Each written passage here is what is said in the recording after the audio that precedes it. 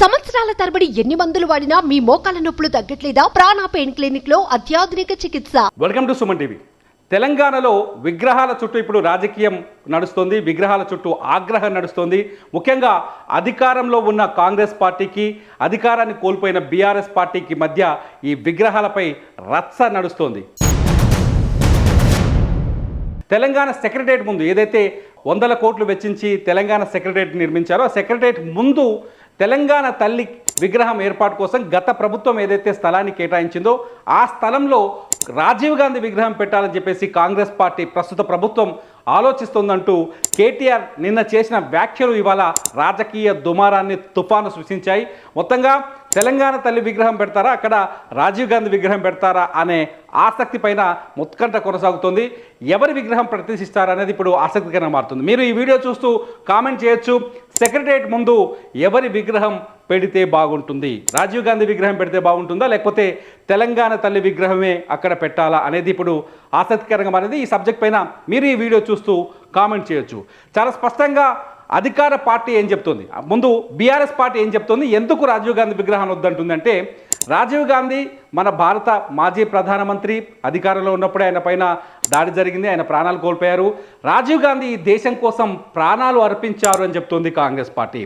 రాజీవ్ గాంధీ ఈ దేశం కోసం ప్రాణాలు అర్పిస్తే ఏనాడైనా రాజీవ్ గాంధీ తెలంగాణ గురించి మాట్లాడారని చెప్పేసి బీఆర్ఎస్ ప్రశ్నిస్తోంది. మొత్తంగా రాజీవ్ గాంధీకి ఏనాడు రాజీవ్ గాంధీ తెలంగాణను పట్టించుకోలేదు, ఏనాడు రాజీవ్ గాంధీ తెలంగాణ కోసం మాట్లాడలేదు, ఏనాడు తెలంగాణకు ఒక ప్రయోజనం కలిగించే ప్రయత్నం చేయలేదు.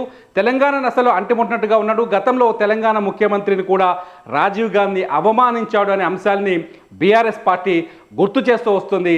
అటువంటి తెలంగాణను పట్టించుకొని తెలంగాణ వ్యక్తుల్ని అవమానించిన వ్యక్తి విగ్రహాన్ని తీసుకొచ్చి సెక్రటరియట్ ముందు ఎలా పెడతారని చెప్పేసి బీఆర్ఎస్ అంటుంది. అయితే కాంగ్రెస్ మాత్రం అక్కడ తెలంగాణ తల్లి విగ్రహాన్ని కాదు, రాజీవ్ గాంధీ విగ్రహం పెట్టడానికి న్యాయం ఉంది. ఎందుకంటే రాజీవ్ గాంధీ, ఇందిరాగాంధీ వాళ్ళు ఈ దేశం కోసం ప్రాణాలు అర్పించారు, వాళ్ళ విగ్రహాలు పెడితే తప్పేంటి అని చెప్పేసి కాంగ్రెస్ పార్టీ వాదిస్తుంది. మొత్తంగా ఎవరి విగ్రహం పెట్టాలి, మేము రాజీవ్ గాంధీ విగ్రహం పెడతారా లేకపోతే తెలంగాణ తల్లి విగ్రహం పెడతారా అనేది ఇప్పుడు కొత్త రాజకీయ దుమారానికి దారితీస్తుంది. ఈ నేపథ్యంలో రేవంత్ రెడ్డికి బీఆర్ఎస్ వర్కింగ్ ప్రెసిడెంట్ కేటీఆర్కి మధ్య మాటల యుద్ధం జరిగింది. నిన్న నుంచి ట్విట్టర్ వేదికగా, లేకపోతే ఇవాళ రాజీవ్ గాంధీ సభ సందర్భంగా రేవంత్ రెడ్డి చేసిన వ్యాఖ్యలు కొంత రాజకీయ దుమారాన్ని సృష్టించాయి. మొత్తంగా రేవంత్ రెడ్డి వర్సెస్ కేటీఆర్గా మారిన ఈ వివాదంలో ఎవరిది పైచేయి అవుతుందనేది ఇప్పుడు ఆసక్తికరంగా మారుతుంది. మొత్తానికి లాస్ట్లో రేవంత్ రెడ్డి చేసిన వ్యాఖ్యలు అంటే మీ అయ్య విగ్రహం పెట్టాలన్నా అంటూ కొంత రాజకీయంగా లేకపోతే కొంత అటాక్ చేసి కేటీఆర్ పైన వ్యాఖ్యలు చేశారు రేవంత్ రెడ్డి.